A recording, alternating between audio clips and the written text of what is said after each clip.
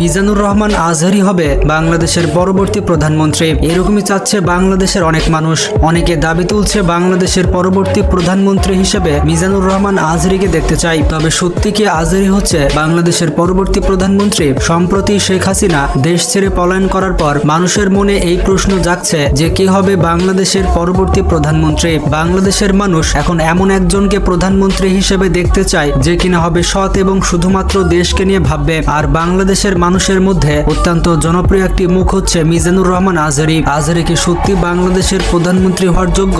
আপনারা আজহারী সম্পর্কে কতটুকু জানেন? চলুন আজকের এই ভিডিওতে আমরা জেনে নিই মিজানুর রহমান আজহারী সম্পর্কে। আর কমেন্টে আপনারা জানিয়ে দিন আপনারা আজহারীকে প্রধানমন্ত্রী হিসেবে দেখতে চান কিনা। আপনাদের কমেন্টের মাধ্যমে বোঝা যাবে আজহারীর জনপ্রিয়তা কতটা বেশি। তো চলুন কথা না বাড়িয়ে মিজানুর রহমান আজহারী সম্পর্কে জেনে আসি। শুধুমাত্র 2019 সালে মিজানুর রহমান আজহারী 15,000 ওয়াজ মাহফিলের দাওয়াত পেয়েছিলেন। যেখানে একজন বক্তা 5 থেকে 10টি ওয়াজ মাহফিলের দাওয়াত পায় না, সেখানে আজহারী 15,000 ওয়াজ মাহফিলের দাওয়াত পেয়েছেন এবং সেটিও এক বছরে। এই একটি কথার মাধ্যমে আপনি বুঝতে পেরেছেন আজহারী বাংলাদেশে কতটা জনপ্রিয়। তিনি বাংলাদেশে এতটাই পপুলার যে তার এক একটি ওয়াজ মাহফিলের জন্য রীতিমতো শিডিউল মেনটেন করতে হতো। আজহারী যেমন বাংলাতে সুভাষী, ঠিক তেমনই ইংরেজি এবং আরবিতেও দক্ষ। Cannot consume the forehead of those who perform sajda even once in his lifetime.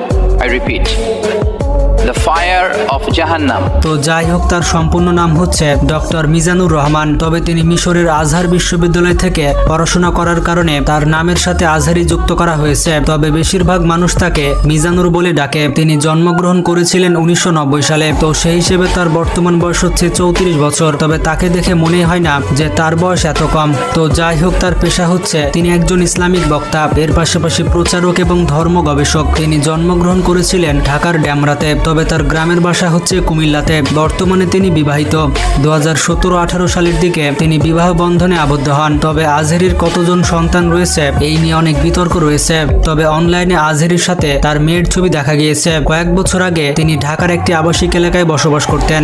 তবে বর্তমানে তিনি আর বাংলাদেশে নেই। তিনি উচ্চতর পড়ালেখা করার জন্য মালয়েশিয়া দেশটিতে চলে গিয়েছেন। তো যাই হোক, ছোটবেলা থেকেই আজহারী অনেক বুদ্ধিমান একজন ছাত্র ছিলেন। 2004 সালে দাখিল বা আমরা যাকে এসএসসি সমমানের পরীক্ষা বলি, সেই পরীক্ষায় আজহারী জিপিএ 5 পেয়েছিলেন। এরপর 2006 সালে কামিল বা যাকে এইচএসসি পরীক্ষা বলা হয়, সেই পরীক্ষায় আজহারী গোল্ডেন পায়। এই পরীক্ষায় গোল্ডেন জিপিএ 5 পেয়ে আজহারী মাদ্রাসা শিক্ষা বোর্ডের ট্যালেন্টে জায়গা করে নেয়। 2007 সালে ইসলামিক ফাউন্ডেশন কর্তৃক মিশর সরকার শিক্ষাবৃত্তি পরীক্ষায় হাজার হাজার কওমি এবং মাদ্রাসা ছাত্রদের মধ্যে প্রথম স্থান অর্জন করে মিজানুর রহমান আজহারী। এই পরীক্ষায় প্রথম স্থান অর্জন করার কারণে তিনি মিশরের আজহার বিশ্ববিদ্যালয়ে পড়ার সুযোগ পান। তখন থেকে তিনি এই বিশ্ববিদ্যালয়ে পড়াশোনা করতেন।